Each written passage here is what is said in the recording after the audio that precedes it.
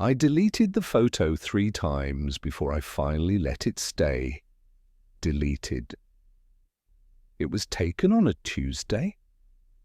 I remember because Tuesdays were our day, the day Rafael and I would grab lunch at that hole-in-the-wall taco place on Bleecker Street, the one that smelled like cumin and had sticky floors but made the best al pastor in Manhattan. In the photo, we're both grinning like idiots, arms slung around each other's shoulders, his fiancée Emma between us, her head tilted back in laughter at something I'd just said. I can't remember the joke now, I've tried, but I remember the feeling, that warm, solid certainty that these were my people, my family, the ones who'd have my back until the world ended. I was wrong about when the world would end. It ended 4 months after that photo. And I didn't delete it because I wanted to forget. I deleted it because every time I looked at it, I could see what I'd missed. The way Rafael's smile didn't quite reach his eyes, the way Emma's hand rested just a fraction too long on his chest, the way I stood there, oblivious and grinning, like a man who didn't know he was already bleeding out. My name is Adrian Cole, and this is the story of how I lost everything to the person I trusted most, and how I made sure he lost even more. Rafael Santos and I met during the first week of Columbia's computer science program, back when we were both 21 and convinced we were going to change the world. He was from São Paulo, spoke 3 languages, and had this infectious confidence that made you want to be around him. I was from a nothing town in Ohio, spoke 1 language badly, and had the social skills of a wet paper bag. We shouldn't have clicked, but we did. It started over a shared frustration with our operating systems professor, a fossil named Dr. Hendricks, who explained threading like he was reading from a manual written in 1975. Rafael leaned over during a particularly painful lecture and whispered, "I think he just blue-screened. Should we restart him?" I laughed so hard I snorted. Dr. Hendricks glared at us. We were inseparable after that. Our friendship had that easy, effortless quality that you don't find often in life. We studied together, debugged each other's code at 3 in the morning, got spectacularly drunk on cheap vodka and cheaper philosophy. Rafael was brilliant, genuinely brilliant, at a kind of brilliant that made me work harder just to keep up. He had a gift for seeing patterns where I saw noise, for understanding systems intuitively while I had to brute force my way through. But here's the thing about Rafael that I loved. He never made me feel less than. When I finally cracked a problem he'd solved hours earlier, he'd celebrate like I'd just won a Nobel Prize. When my project crashed during a demo and I wanted to melt into the floor, he'd slap my back and say, "Crashes are just aggressive feature requests." After graduation, we both got recruited by different firms. Rafael went to Goldman Sachs working on their algorithmic trading systems. I went to a cybersecurity startup called Sentinel Digital, eventually working my way up to senior security architect. We'd meet every Tuesday for lunch without fail. Didn't matter if one of us was drowning in deadlines or jet-lagged from a business trip. Tuesdays were sacred. Over the years, I watched Rafael's career explode. He was making the kind of money that turned zip codes into status symbols. By 30, he'd moved from Goldman to lead the quantitative trading division at Helix Capital, a mid-sized hedge fund with big ambitions. They gave him equity, made him a partner. He bought a brownstone in Brooklyn Heights that probably cost more than I'd earn in a lifetime. I was happy for him. I genuinely was. Sure, I was still renting a one-bedroom in Astoria, and Rafael was shopping for summer homes in the Hamptons, but I loved my work. I loved the puzzle of cybersecurity, finding the holes in systems, thinking like an attacker, building defenses that could withstand everything from script kiddies to nation-state actors. I was good at it. Really good. And Rafael always made me feel like my success mattered just as much as his. "You're the one keeping the world safe, Adrian," he'd say. "I'm just moving numbers around to make rich people richer." "Rich people like you?" I'd shoot back.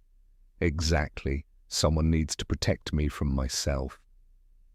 That was Rafael. Self-deprecating enough to stay likable, confident enough to run a trading floor. Emma Winters entered our lives on a rainy October evening 3 years ago. Rafael had been dating on and off, nothing serious, mostly venture capitalists' daughters and Ivy League lawyers who lasted 3 months before realizing that Rafael's job was essentially his mistress. But Emma was different. They met at a charity gala for something, arts funding, literacy, I don't remember.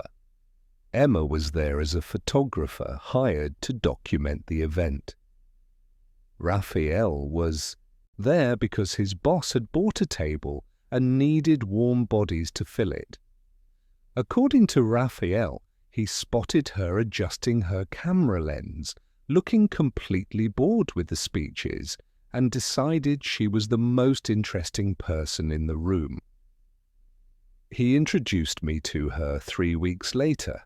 We met at a wine bar in the West Village, one of those places with exposed brick and sommeliers who take themselves way too seriously. Emma showed up in jeans and a leather jacket, her dark hair pulled back in a messy bun, and immediately ordered the cheapest wine on the menu to mess with the server's expectations. I liked her instantly. She was sharp, funny, unpretentious. She asked me about cybersecurity like she actually cared about the answer, not like she was waiting for her turn to talk.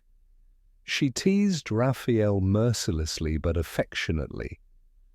And when Rafael looked at her, he had this expression I'd never seen on him before, something soft and unguarded and almost vulnerable. "She's the one," he told me that night after Emma left. "I know it's fast, but Adrian, I'm telling you, she's the one." I clapped him on the back. "Then don't screw it up." He didn't. They moved in together after 6 months, got engaged after a year. Emma's photography career was taking off. She'd landed some editorial work for New York Magazine, had a small show in Chelsea. She was talented, really talented. Her stuff had this raw, intimate quality, like she could see through people's carefully constructed facades to something true underneath. The 3 of us fell into an easy rhythm. Tuesdays were still sacred, but now Emma joined us half the time. We'd go to restaurants, art galleries, concerts in Brooklyn. We took a trip to Montreal for a long weekend, stayed in an absurdly expensive hotel, got lost in the Latin Quarter at 2 in the morning looking for poutine. Emma photographed everything. She had this Leica that went everywhere with her, and she'd snap pictures constantly, Rafael laughing at something on his phone, me squinting at a menu in French, random strangers that caught her eye. "You're documenting our lives," Rafael said once, watching her photograph a street musician in old Montreal. "Someone should," Emma replied. "These are the moments you'll want to remember." She was right about that. I do want to remember them. I just wish I'd been paying closer attention at the time. The first crack appeared on a Thursday in March, about 4 months before everything fell apart. I'd stopped by Rafael's brownstone to drop off a book I'd borrowed, some dense thing about game theory that he'd insisted I'd love and I'd found impenetrable. Emma answered the door in yoga pants and one of Rafael's Columbia t-shirts, her hair damp from a shower. "He's still at the office," she said, stepping aside to let me in. "Crisis with the Asian markets. Could be there all night." "Story of his life," I said, handing her the book. "Tell me about it. You want coffee? I just made a pot." I should have said no. I had a security audit in the morning and needed to prep. But Emma's brownstone was warmer than my apartment, and I was tired of my own company. "Sure," I said. We sat in their kitchen, one of those beautiful renovated spaces with marble countertops and pendant lights that probably cost more than my car. Emma poured us coffee from a French press, and we talked. About her upcoming gallery show, about a vulnerability I'd found in a major banking platform, about Rafael's increasingly long hours. "It's the new fund structure," Emma said, stirring sugar into her mug. "He's under a lot of pressure to perform. Some of the partners want to expand into cryptocurrency arbitrage, and Rafael thinks it's too volatile, but they keep pushing." "That sounds like Rafael. He's always been risk-averse when it matters." "Yeah?" Emma stared into her coffee. "I just wish he'd take some of that risk aversion and apply it to his health. He barely sleeps, lives on espresso and anxiety. I'm worried about him, Adrian." There was something in her voice, a fragility I hadn't heard before. Emma was usually so self-assured, so unshakable. Seeing her worried made me worry. "You want me to talk to him?" I offered. "Would you? He listens to you?" "Well, he listens to you more than he listens to me lately." I frowned. "What do you mean?" Emma hesitated, then shook her head. "Nothing. Forget it. Wedding stress, probably. I'm being paranoid." But I could see it wasn't nothing. There was something haunted in her eyes, something unsettled. I almost pushed, but then her phone buzzed and the moment passed. I left 20 minutes later thinking about that haunted look, telling myself I was reading too much into it. Marriages, even upcoming ones, had their rough patches. Rafael and Emma would work it out. They always did. I was good at telling myself comfortable lies back then. The second crack came in April, during a Tuesday lunch that felt wrong from the start. Rafael was late, which was unusual.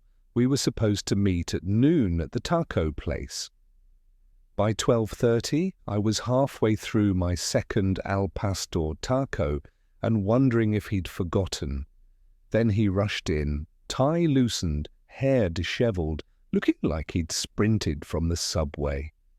Sorry, he said, dropping into the seat across from me. "Meeting ran long." "You look like hell." "Feel like it too." He waved at the counter guy. "The usual, Carlos." We fell into our normal rhythm, me telling him about a ransomware incident I was consulting on, him half listening while checking his phone every 30 seconds. But something was off.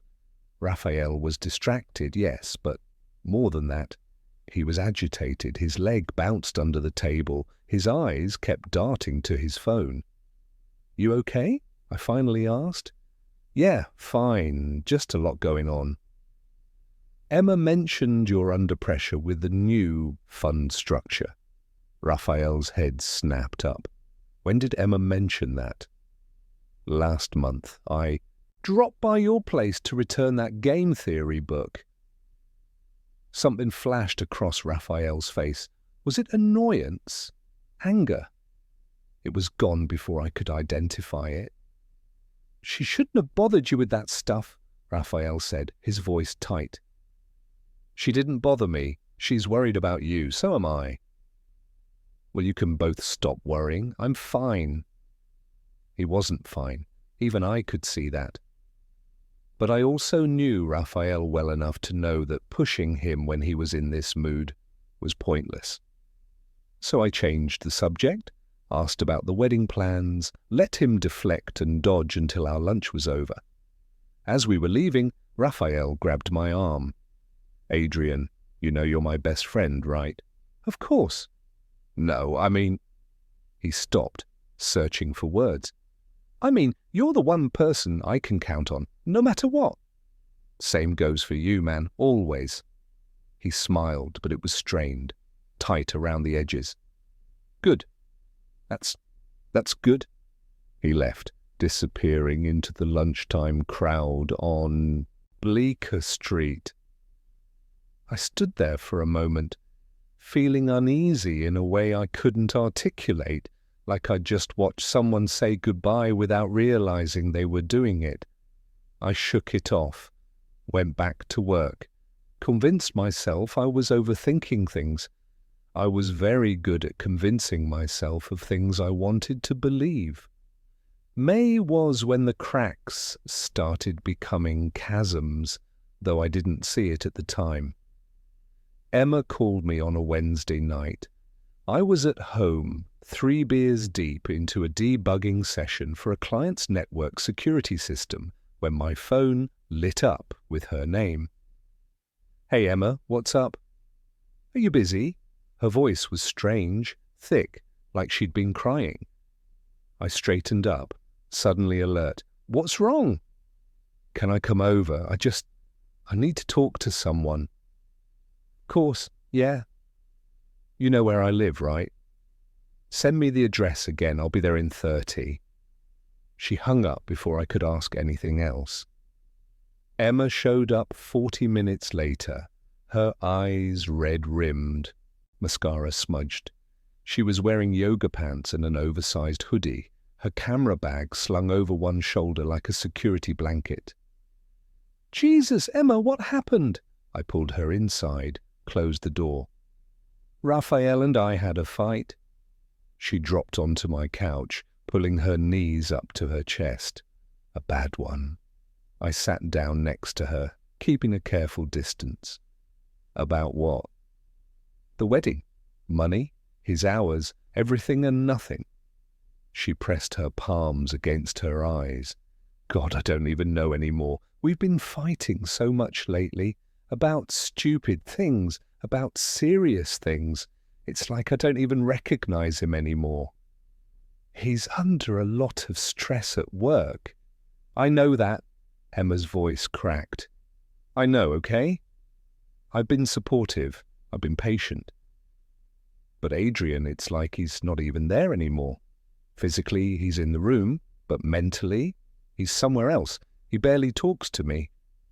When I try to bring up the wedding, he shuts down. When I ask about his day, he gives me one-word answers. And tonight, he accused me of not understanding what he's going through, like I haven't been watching him destroy himself for months.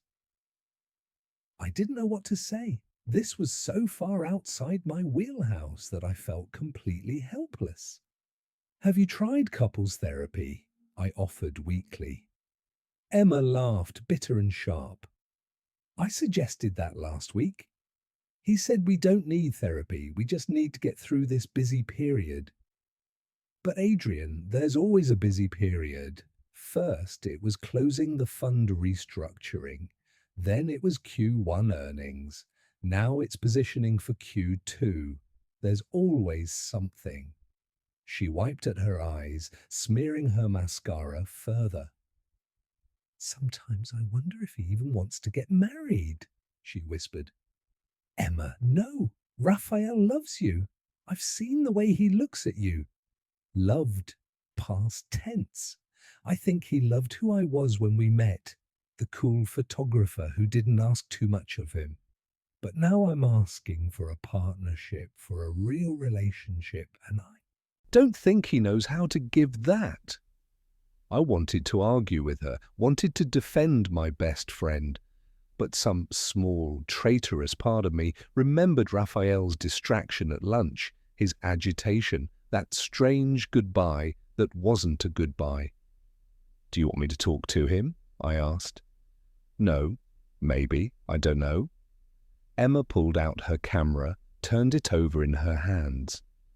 "I just needed to talk to someone who knows both of us, someone who'd tell me if I'm being crazy." "You're not being crazy?" "But I'm also not wrong." I hesitated too long. Emma saw it. "Yeah," she said quietly. "That's what I thought." She left an hour later after I'd made her tea and let her vent and done all the useless supportive things that don't actually solve anything. As I closed the door behind her, I felt a creeping sense of dread. Raphael and Emma were falling apart, and I had no idea how to stop it. What I didn't know, what I couldn't have known, was that they weren't falling apart. They were already gone. And I was the only one who hadn't been told. The night I found out was a Saturday in late June. The night everything ended. I wasn't supposed to be at Raphael's brownstone. I was supposed to be at a cybersecurity conference in Boston, but the keynote speaker had cancelled and half the panels were rescheduled, so I'd caught an earlier train back to New York. By 9 p.m. I was walking through Brooklyn Heights deciding whether to grab dinner or just collapse into bed. Raphael's brownstone was on my route. I could see the lights on in the second-floor windows, the master bedroom. On impulse, I decided to stop by. I hadn't seen Raphael in 2 weeks. Our Tuesday lunches had been cancelled 3 times in a row due to his schedule. I missed him. I wanted to check in, make sure he was okay, maybe salvage what was left of our friendship before the wedding stress destroyed it completely. I climbed the steps to the front door, raised my hand to knock, and then I heard it. Laughter.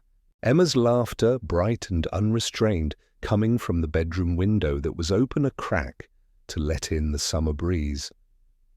And then Raphael's voice, low and warm. "Come here." More laughter, the sound of movement. I should have left. Should have walked away, gone home, pretended I'd never been there. But something made me stay. Some sick instinct that knew what I was about to hear before I heard it. "I can't believe we have the place to ourselves," Emma said, her voice muffled, intimate. No interruptions. No Adrian randomly stopping by. My stomach dropped. "Adrian's in Boston until tomorrow," Raphael replied. "We're good." Still, I always feel like he's going to figure it out. He's not stupid. He's also loyal to a fault. He sees what he wants to see. There was a pause, the sound of a kiss. "Do you feel guilty?" Emma asked. Another pause, longer this time. "Sometimes," Raphael said quietly. "He's my best friend. He's been my best friend for almost 15 years. But, Emma, what we have. I've never felt this way about anyone, and I don't want to give that up. What happens after the wedding? We get through it, play the part. Then we figure out the divorce quietly, maybe after a year, so it doesn't look suspicious. And then we can stop hiding," Emma finished. "Yeah. I hate this, Raphael. I hate lying to him."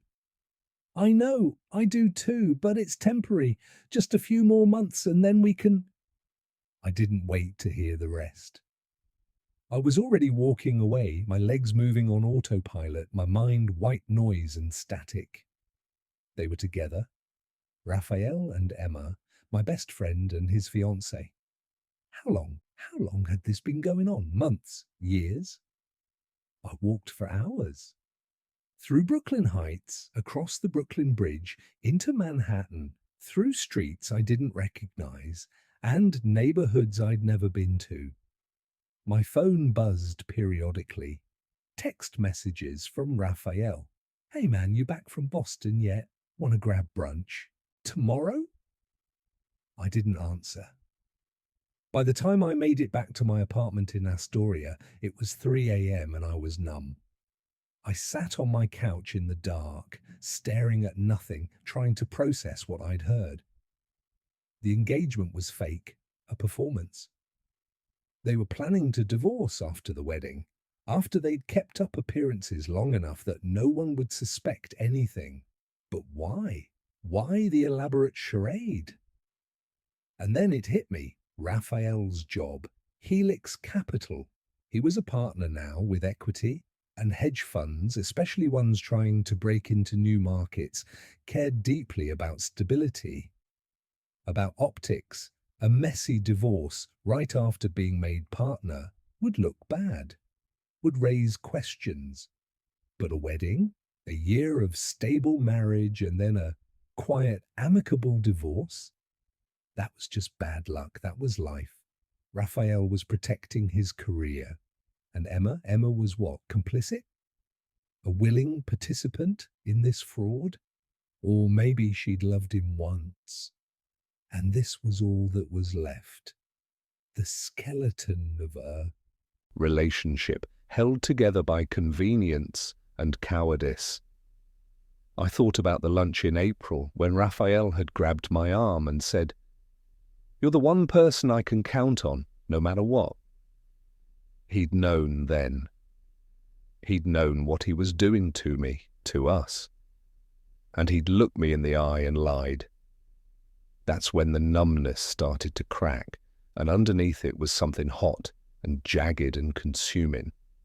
Rage. I didn't confront them. Not that night, not the next day, not even the next week. I did something much worse. I started documenting everything. See, here's what you need to understand about me. I'm a cybersecurity architect. My entire job is about finding vulnerabilities, exploiting weaknesses, and understanding systems so thoroughly that I can dismantle them from the inside. I know how to be patient. I know how to watch and wait and gather information until I have a complete picture. And I know how to destroy someone without them ever seeing it coming. So that's what I did. I went back to Rafael's brownstone on a Tuesday afternoon when I knew they'd both be at work. I had a key. Rafael had given it to me years ago for emergencies. I let myself in, calm and methodical, and I got to work. First, I installed a network monitoring tool on Rafael's home router. Nothing sophisticated, just a simple packet sniffer that would log all traffic going in and out of their network. Emails, text messages, video calls. If it went through their Wi-Fi, I'd see it. Then I cloned Rafael's laptop, the personal one he kept in his home office, full disk image, every file, every browser history, every cached password. Finally, I installed a keylogger on Emma's desktop computer. She did most of her photo editing there, but more importantly, she kept her email open constantly. The whole thing took less than 45 minutes. I locked up, left everything exactly as I'd found it, and went home to wait. The data started flowing in immediately. Emails between Rafael and Emma discussing their situation.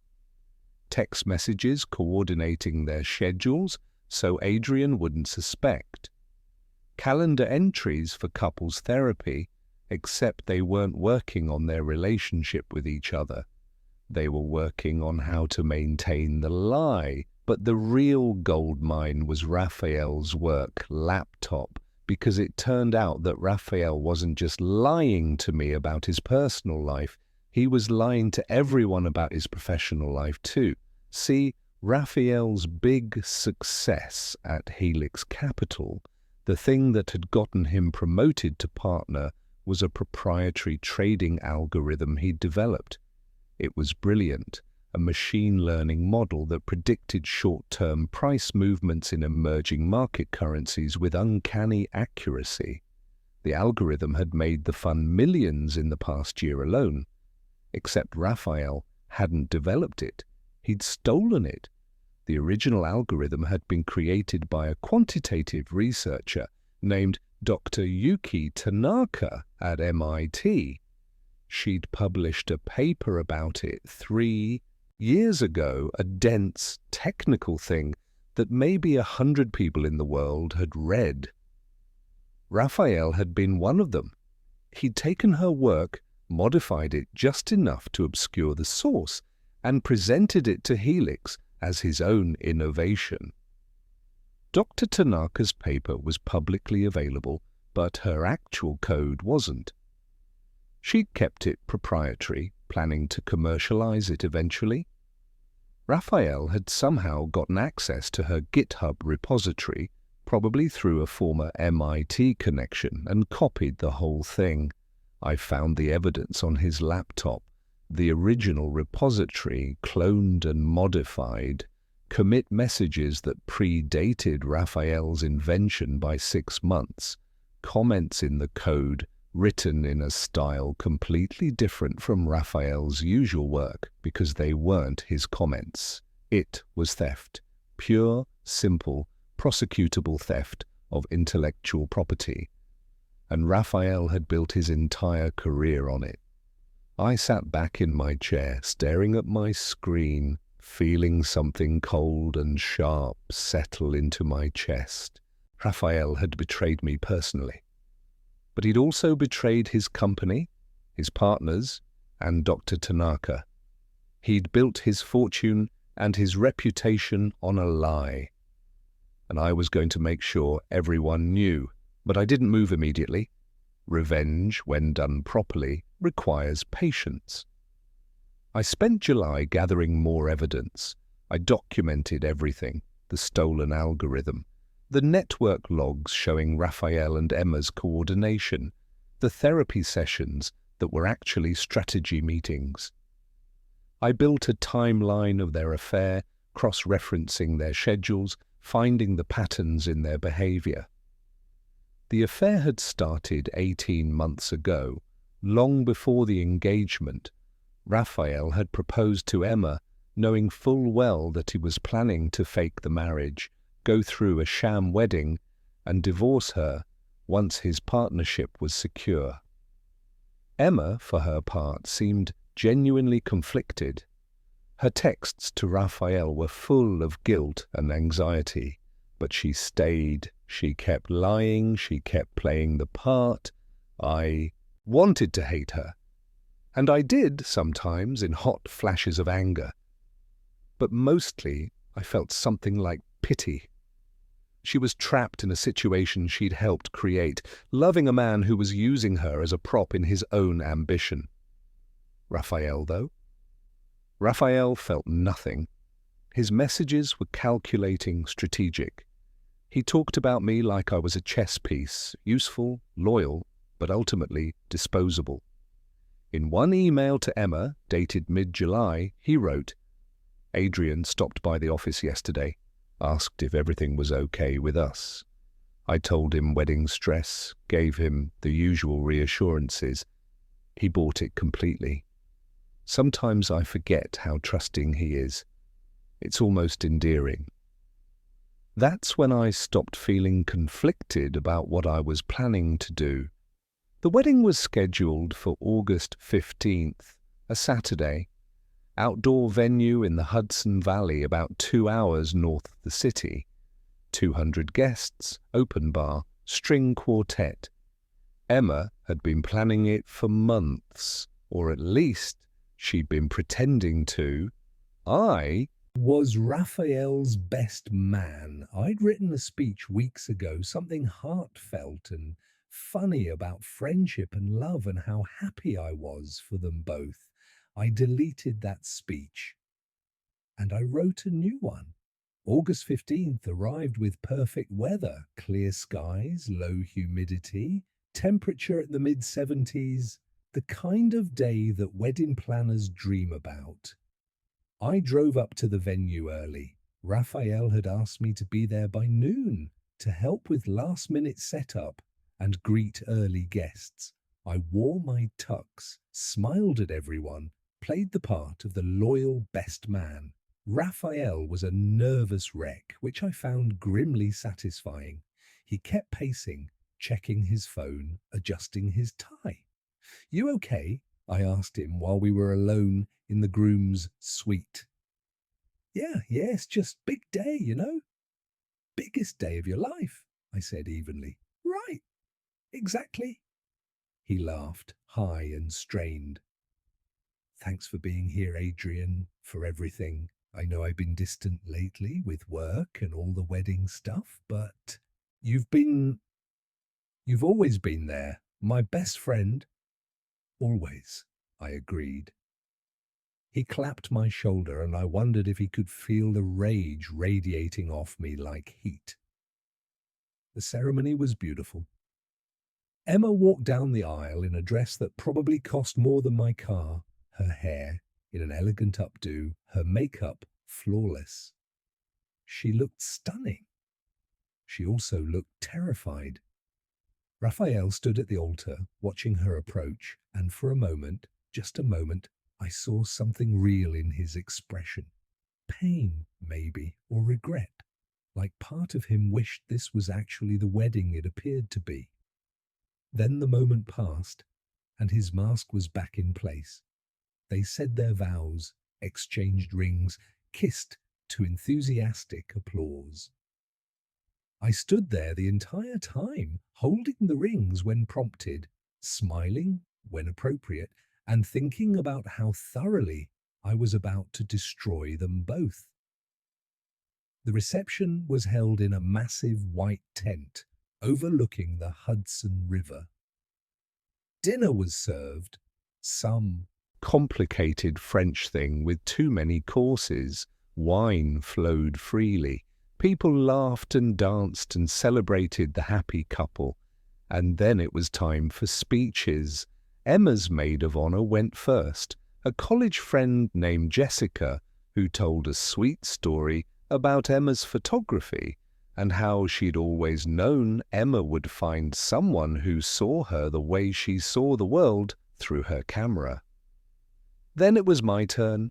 I stood up, grabbed my champagne glass and the microphone, and walked to the front of the tent. 200 faces turned toward me expectantly. Raphael was grinning, relaxed now that the ceremony was over. Emma looked anxious, but that was normal for brides. I smiled at them both. "Good evening, everyone," I said. "For those who don't know me, I'm Adrian Cole, Raphael's best man and best friend." Polite applause. "I've known Raphael for almost 15 years. We met in college, bonded over bad professors and worse vodka, and have been inseparable ever since. He's the brother I never had, the person I trusted more than anyone else in the world." Raphael's smile widened. He raised his glass to me. "When Raphael told me he was going to propose to Emma, I was thrilled," I continued.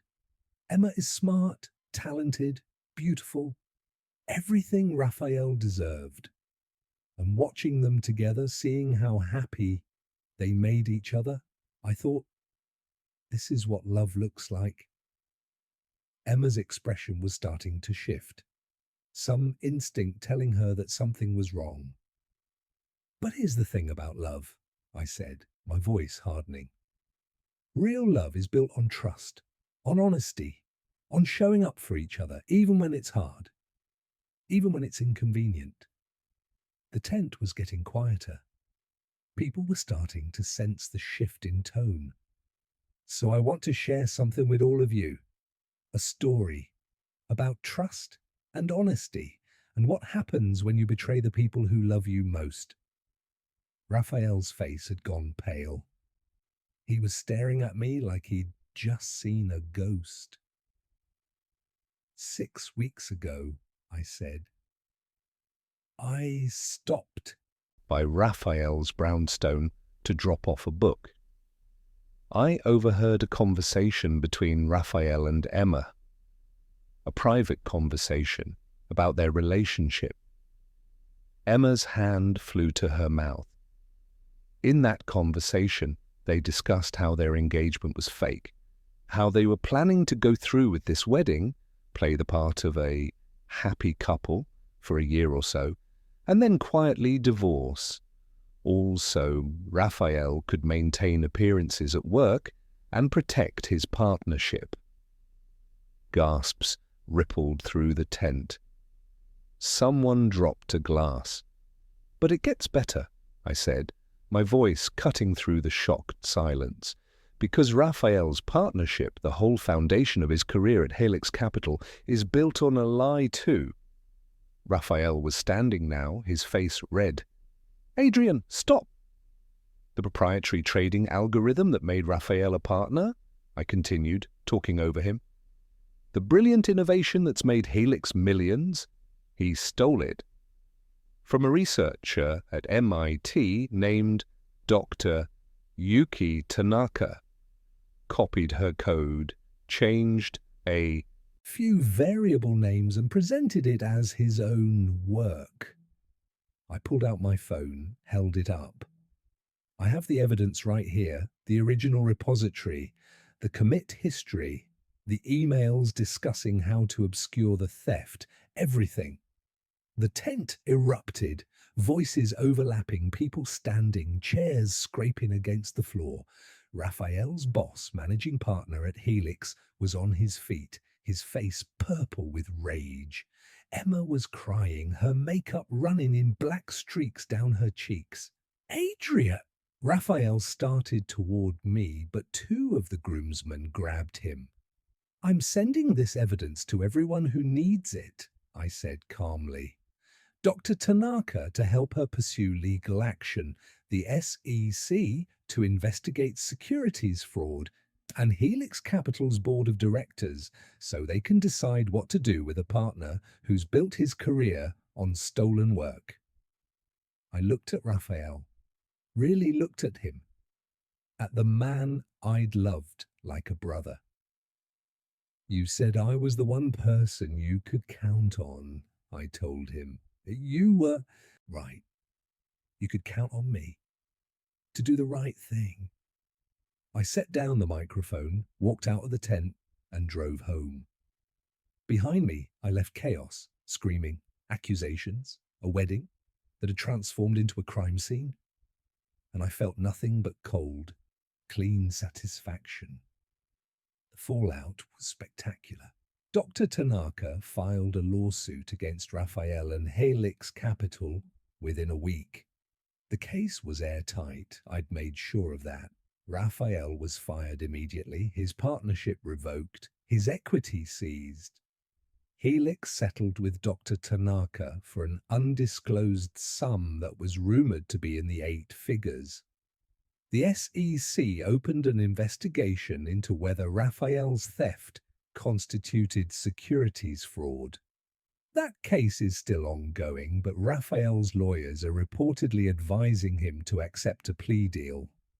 Emma left him, moved out of the brownstone the day after the wedding, went to stay with her parents in Connecticut. She called me once, left a voicemail. "Adrian, I don't know what to say. I'm so sorry. I was weak and scared, and I let myself believe that what Raphael and I had was worth the lies. It wasn't.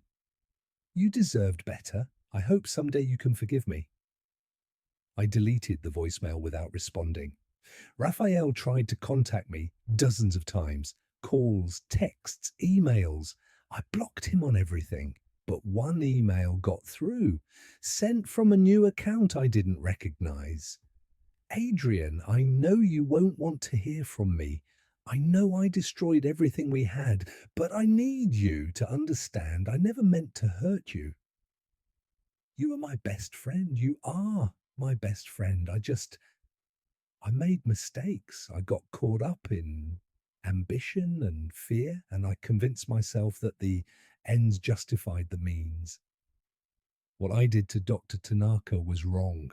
What I did to you was worse. I betrayed your trust in the most fundamental way, and I'm going to spend the rest of my life regretting that. But Adrian, please, please don't throw away 15 years of friendship over this. I know I don't deserve your forgiveness, but I'm asking for it anyway. Rafael, I read that email 3 times. Then I sent a reply. Rafael, you're right about one thing. You don't deserve my forgiveness, but you're wrong about everything else. You did mean to hurt me. You meant it every time you lied to my face, every time you used my loyalty against me, every time you calculated how much you could take from me without me noticing. You didn't make mistakes. You made choices, deliberate, selfish choices, and now you're facing the consequences. Don't contact me again. Adrian, I hit send, blocked the new email address, and tried to move on with my life. Moving on turned out to be harder than I expected. On the surface, everything was fine. I went back to work, took on new clients, got promoted to principal security architect. I was good at my job. I'd always been good at my job. But the victory I'd felt at the wedding reception, that cold, clean satisfaction, had faded, leaving behind something hollow. I'd destroyed Rafael. Professionally, financially, socially. His reputation was ruined. His career was over. He'd been forced to sell the brownstone to cover legal fees. Last I heard, he was working as a contractor for a small fintech startup, making a fraction of what he used to earn. I'd won completely, decisively, irreversibly. So why did I feel like I'd lost something too? It's been 9 months since the wedding that never was. 9 months since I stood up in that tent and burned everything down. I still go to the taco place on Bleecker Street, still order the same old pasta tacos, still sit at the same table Rafael and I used to share. But now I eat alone. I've made new friends, colleagues from work, people from my gym, a woman I've been seeing casually for the past 2 months. They're nice people, good people. They're not Rafael. And that's the part that haunts me. Not the betrayal itself, but the absence it left behind. For 15 years, Rafael was the constant in my life, the person who knew me better than anyone, the person I trusted to be there. No matter what, he broke that trust, shattered it into pieces so small I'll never be able to put them back together. But the space where that trust used to be, that's still there, empty and aching and wrong. Sometimes I wonder if I did the right thing, if exposing Raphael so publicly, so brutally, was justice, or just revenge dressed up in righteous language. Other times I wonder if I should have done more. Most times I just wonder if revenge, even successful revenge, ever really fixes anything, or if it just redistributes the pain until everyone's carrying some piece of it. Last week, I ran into Emma. It was random, accidental. I was at a photography exhibit in Chelsea, some new artist exploring urban decay. I'd gone alone, looking for something to fill a Sunday afternoon. And there she was, standing in front of a massive print of a graffitied subway car, her arms crossed, studying it like she was trying to solve a puzzle. She looked different, thinner. Her hair was shorter, dyed a dark auburn. She wore jeans and a denim jacket, her old Leica hanging from her shoulder. I could have left, should have left. But something made me walk over. "Hey, Emma!" She turned, and for a moment, I saw panic flash across her face. Then it smoothed into something like resignation. Adrian, hi. We stood there, surrounded by strangers looking at art. Two people who used to be friends and now were something else, something undefined. How have you been? I asked, because what else do you say? Surviving. Emma smiled, thin and sad. Living with my parents, taking on freelance work where I can. Most of the magazines won't hire me anymore. I'm associated with scandal or whatever, but I'm managing. I'm sorry. Are you? The question wasn't hostile, just curious. I am, I said, and I meant it. Whatever Emma had done, whatever lies, She'd told she'd been trapped in Raphael's orbit just like I had. She'd just made different choices about how to deal with it. Raphael's in therapy, Emma said, unprompted. I ran into his cousin last month. She said he's working on himself, trying to figure out how he became the kind of person who could do what he did. Good for him? Is it? Emma's eyes searched mine. Does knowing he's suffering make you feel better? I thought about that. Really thought about it. No, I admitted. It doesn't. Emma nodded, like that confirmed something she'd already suspected. I've been thinking about taking a trip, she said. Somewhere far away, maybe Iceland or Patagonia, somewhere I can just breathe, start over. That sounds nice. Would you want to see the photos when I get back? I looked at her, really looked at her. At the woman who'd helped Rafael lie to me for 18 months. Who'd sat in my apartment and cried about her relationship while hiding the truth of what it really was. But also at the woman who'd made me laugh, who'd taken beautiful photographs of moments I wanted to remember, who'd been my friend before she became my enemy. Maybe, I said. Send me an email, I'll think about it. Emma smiled. A real smile this time. Small, but genuine. Okay, I'll do that. She left a few minutes later, disappearing into the crowd, and I went back to looking at art I didn't really see. I still have the photo, the one I deleted 3 times before I finally let it stay deleted. Except I didn't actually delete it. Not really. I keep a backup of everything, occupational hazard.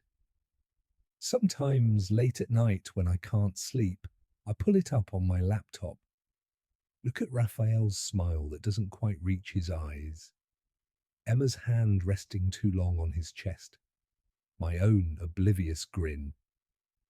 And I try to pinpoint the exact moment everything started to break. Was it the first time Raphael looked at Emma and saw an opportunity instead of a partner? The first time Emma agreed to lie to me? The first time I noticed something was wrong and convinced myself it wasn't? Or did it break long before that? Did our friendship have cracks I never saw, faults I never tested, weaknesses I never thought to look for? I don't know. I'll probably never know. What I do know is this. Revenge, even when justified, doesn't heal anything. It doesn't restore what was lost. It doesn't fill the empty spaces where trust and friendship used to be. All it does is ensure that the person who hurt you hurts too. And maybe that's enough. Maybe that's all we can hope for when someone betrays us so completely that forgiveness feels like a betrayal of ourselves. Or maybe it's not enough. Maybe revenge is just another kind of loss, one we choose to inflict on ourselves in the name of justice. It's Tuesday. I'm sitting at the taco place on Bleecker Street, eating al pastor tacos alone. Carlos waves at me from behind the counter. He remembers me, remembers us. He doesn't ask where Rafael is anymore. He stopped asking months ago. My phone buzzes. An email notification. It's from Emma. Subject line, Reykjavik. I stare at it for a long moment. My thumb hovers over the delete button. Then I open it instead. The email contains a single photograph. Emma standing on a black sand beach, waves crashing behind her, her face tilted toward the sky. She looks peaceful, like she's finally breathing again. The caption reads, "Starting over. Thank you for letting me try." I close the email. Don't respond. Not yet. Maybe someday I will. Maybe someday I'll be ready to let go of the anger, the betrayal, the need for Rafael and Emma to suffer the way they made me suffer. Or maybe I won't. Maybe this is who I am now, the man who destroyed his best friend and can't quite figure out if he was right to do it. Either way, I'm still here, still surviving, still trying to figure out how to fill the empty spaces left behind. I finish my tacos. Pay, Carlos. Walk back out into the New York afternoon, into a world that looks exactly the same but feels fundamentally different. Behind me, the taco place carries on without us. Tuesday lunch continues with different people sitting at our table, making their own memories that have nothing to do with mine. And I carry on too, one day at a time, one choice at a time, trying to figure out if revenge was worth the price I paid for it, trying to figure out if winning means anything when you've lost the person you thought you were fighting for. I still don't have the answers. But I deleted the photo again last night. This time, I didn't restore it from the backup. Maybe that's progress. Or maybe it's just another kind of loss. I guess I'll find out.